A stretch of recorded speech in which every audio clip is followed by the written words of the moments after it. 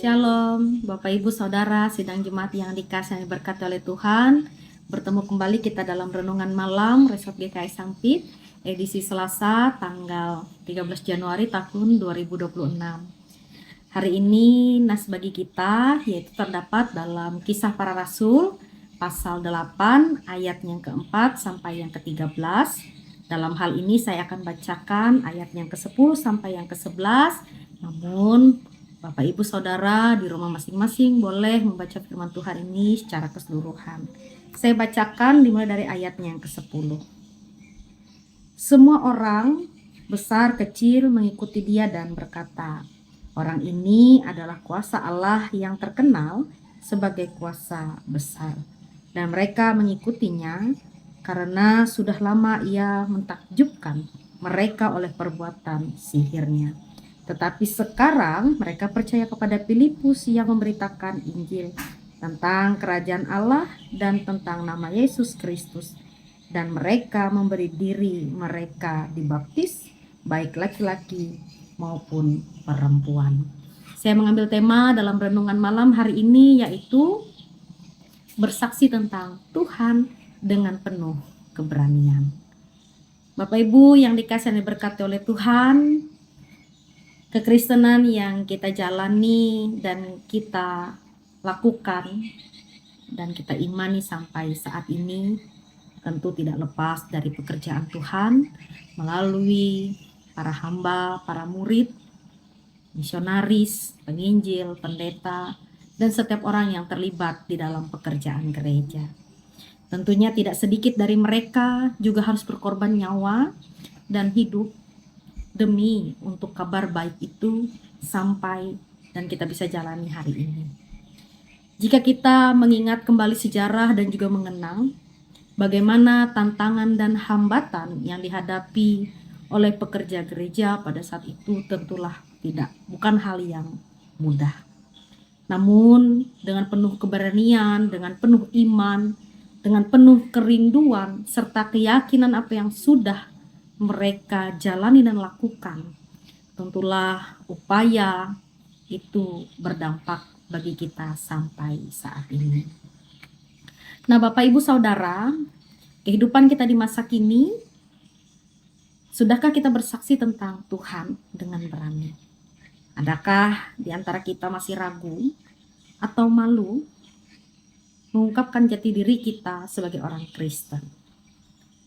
Firman Tuhan hari ini mau memperlihatkan kepada kita bagaimana keberanian seorang murid atau seorang hamba bernama Filipus, yang mana dia dalam pelariannya ke Samaria, dia tetap memberitakan Injil. Walaupun ancaman itu jelas, yang mana rekan sekerjanya yang bernama Stefanus itu sudah mati karena memberitakan Injil atau mati martir. Namun ternyata itu tidak menjadi satu hambatan yang besar atau menjadi ketakutan yang luar biasa dalam kehidupan Filipus untuk menyebarkan Injil. Nah, melalui bagian firman Tuhan dan nas yang diperhadapkan bagi kita, kita melihat bahwa Allah benar-benar menyertai, benar-benar memberkati dengan adanya mujizat, dengan pekerjaan yang dilakukan oleh Filipus, sehingga banyak orang yang menyerahkan diri untuk dibaptis. Sampai dalam bagian firman Tuhan juga diceritakan ada orang yang bernama Simon, di mana dia selalu melakukan sihir dan memberikan satu hal yang hebat menggunakan sihir. Tetapi ketika dia melihat dan mendengar apa yang sudah dilakukan oleh Filipus, dia pun juga menyerahkan diri untuk percaya kepada Tuhan saja.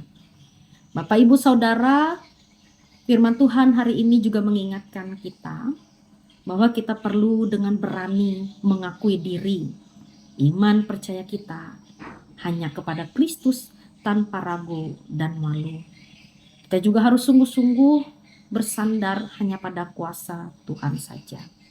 Walaupun mungkin masih banyak di antara kita yang tidak bertekun pada kuasa dan kesetiaan akan iman dan percaya kita kepada Kristus, Dan terkadang juga kita berhadapan dengan pergumulan, kita lebih memilih lari untuk mencari pertolongan pada kuasa-kuasa lain daripada meminta dan mengandalkan Tuhan.